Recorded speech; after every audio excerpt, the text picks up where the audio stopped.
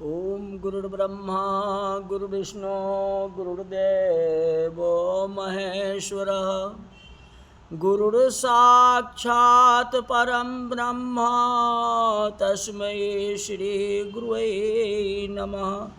आज गीता की कथा में जीवन में समता कैसे लाए, जीवन में समता कैसे लाए। प्रश्न है, चेतनता को ज्ञान लाभ देकर पुष्ट करते रहना चाहिए और उससे मार्गदर्शन लेकर के समता में रह के कर्म करना ही हमारा संसार में आने का उद्देश्य है।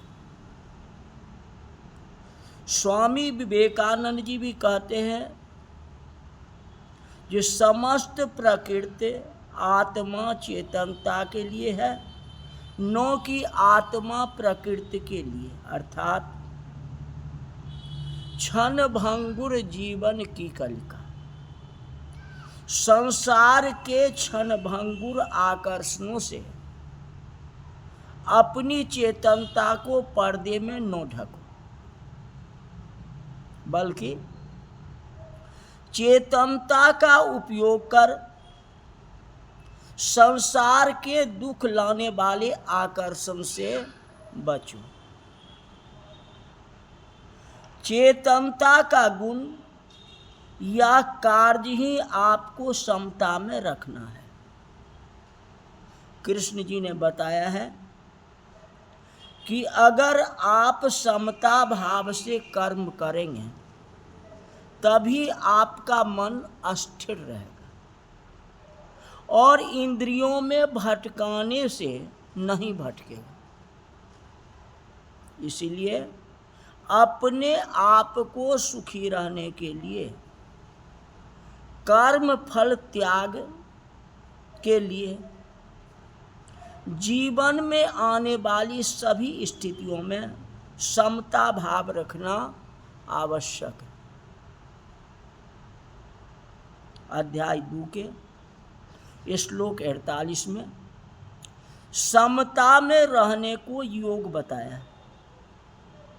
समता क्या है यह पहले आप समझ चुके हैं, पिछले में बता दिया था, फिर बताता हूँ। अध्याय 6 के श्लोक 7 से 9 में समता को जीवन में लाने के लिए कुछ सिद्धांत दिए गए हैं। पहला पॉइंट, अनुभवों के प्रति समता। अनुभव अर्थात आस पास से कुछ महसूस करना, फील करना या आभास होना। अनुभवों के प्रति समता रखने के लिए श्लोक 6 और 7 में बताया गया है कि अनुभव पुनः 3 प्रकार के हो सकते हैं। पहला जो है भौतिक अनुभव।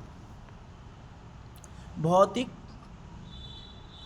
अर्थात प्रकृति द्वारा उत्पन्न हुई स्थिति, जैसे गर्मी या सर्दी।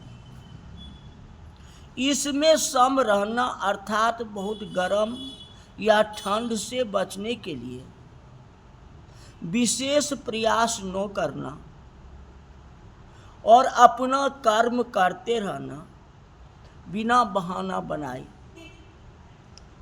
समता कहती है कि दोनों को ही खुशी खुशी स्वीकार करना चाहिए। ठंडी है तो भी और गर्मी है तो भी। अरे बहुत गर्मी है, कौन करेगा भजन। अरे बहुत ठंडी है, क्या करेगा, कौन नहाएगा, है ना। स्वीकार दोनों को करना चाहिए, कभी भारी तो कभी हल्का। यही तो जीवन में अंग है, कभी दुख तो कभी सुख। हल्का ढूंढते रहें तो हम आलसी हो जाते। समता भाव या योग सुविधा या आसानी या आराम को चुनने का विरुद्ध नहीं, अपितु बस चाहता है कि आराम या सुविधा हो तभी हम कुछ करेंगे, ऐसी आसक्ति या मोह नहीं होना चाहिए।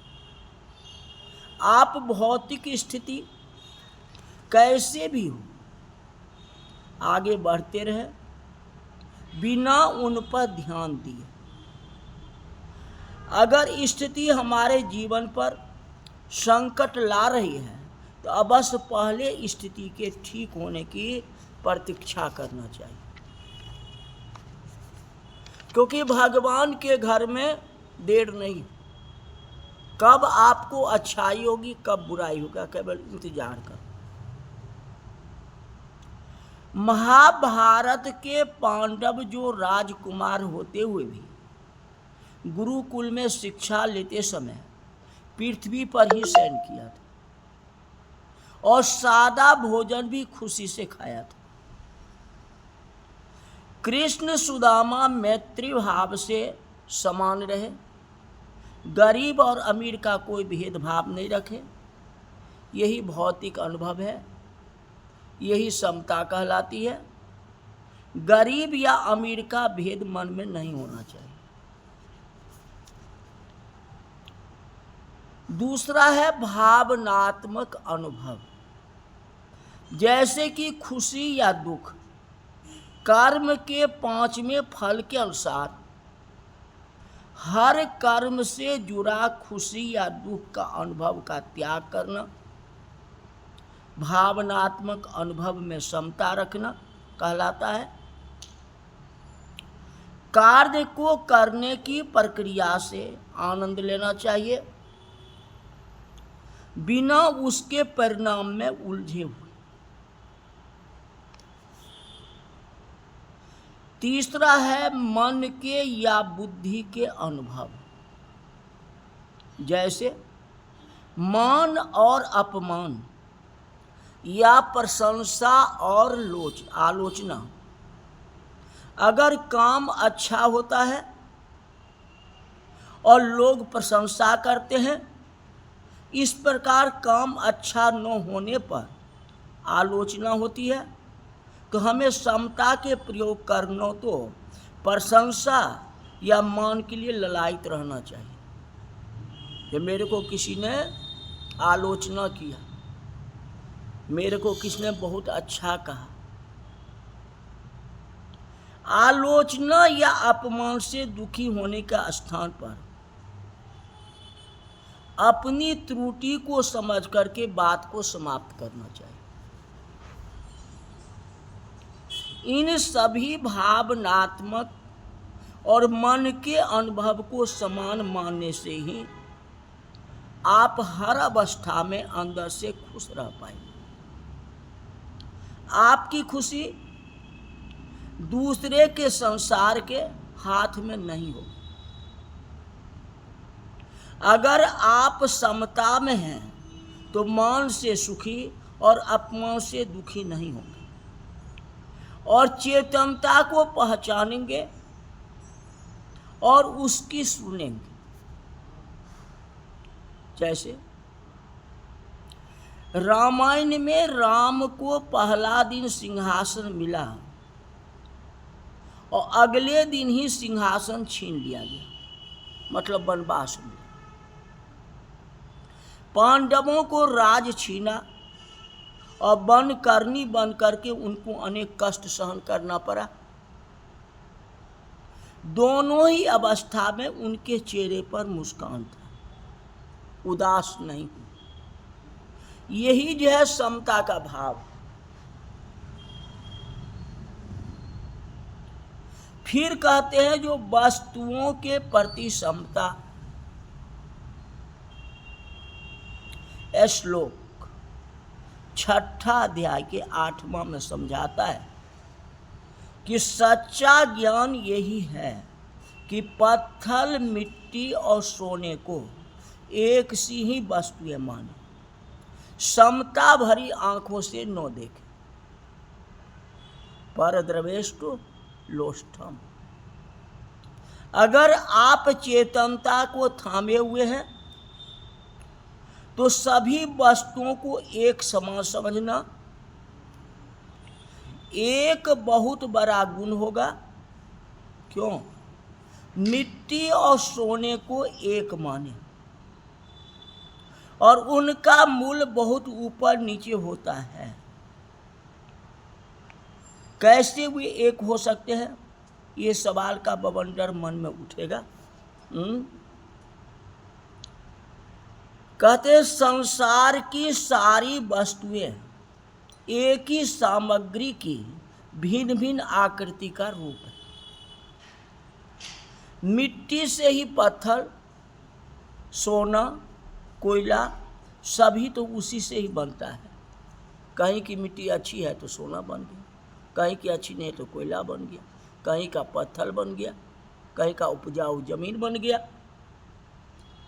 मिट्टी सोने का कार्य नहीं कर सकती, सोना मिट्टी का कार्य नहीं कर सकता, और मिट्टी सोने का स्थान नहीं ले सकती।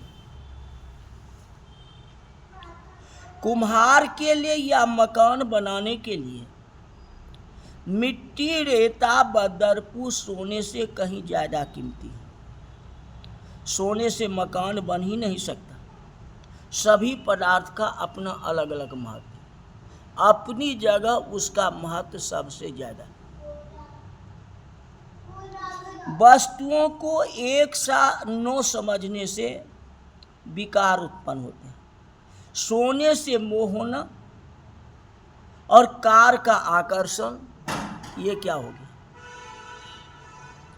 लोगों के प्रति समता। जीवन में गीता के 6ठा अध्याय में 9वां श्लोक के अनुसार निम्न प्रकार से लोग पाए जाते हैं। गीता बताती है कि ऊपर लिखे सभी लोगों को समान समझना चाहिए। जैसे सुहृदय मतलब बड़ा दिल वाला, मित्र मतलब अपना दोस्त, अरि मतलब दुश्मन, उदासीन मतलब अपने से खोए हुए वाला, मध्यस्थ न ज़्यादा अच्छा न बुरा, द्वेषपूर्ण मतलब घृणा, बंधु मतलब रिश्तेदार, साधु मतलब अच्छा प्रकृति वाला, और पापी पाप करने वाला। ऊपर लिखे सभी लोगों को एक समान समझना चाहिए। किसी से भी घृणा या अधिक मित्रता नहीं करना चाहिए। अगर समता में रहेंगे तो हर एक व्यक्ति से कुछ न कुछ आप सीख सकते हैं। लेकिन समता का या एक समान समझने का यह अर्थ नहीं है तो सभी को अपने घर बुला लें। बिना सोचे समझे घर बुलाना ये तो ना समझ का काम है।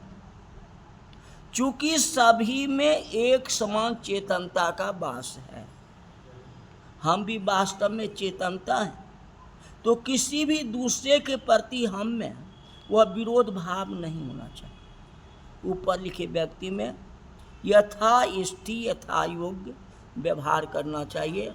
जो जिस दर्जा में है, जो बुलाने वाला है उसको बुलाना चाहिए, जो बुलाने योग्य नहीं है उसको नहीं बोले। चेतनता है, विश्वास करो उसी में। जैसे आप मंदिर जाते हो तो कोई राम को मानता है, कृष्ण को मानता है, या कोई किसी को मानता है, अपना अपना अनुसार अपनी भावना है।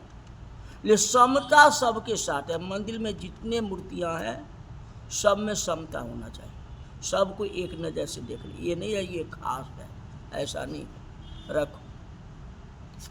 यही जो सबसे बड़ा चीज़। उदासीन सहपाठी से यह मानकर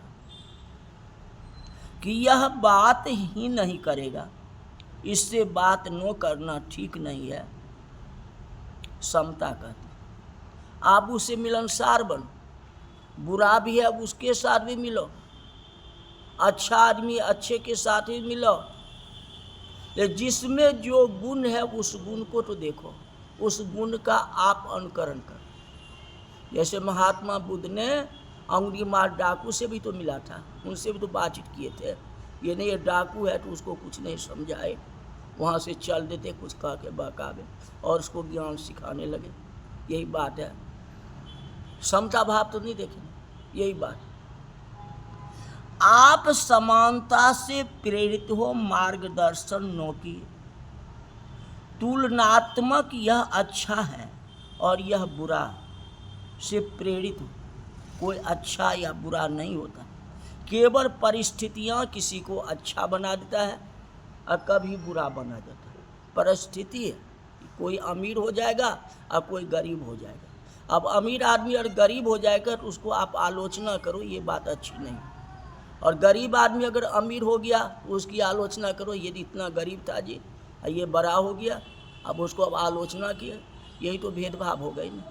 ऐसा न करो, तब तो समता नहीं रही ना आपके पास में। तो ये सारी बातों को ध्यान रखना चाहिए। इसमें कथा में यही कहा गया। आज की कथा यही तक रही। बोल वृंदावन बिहारी लाल की जय।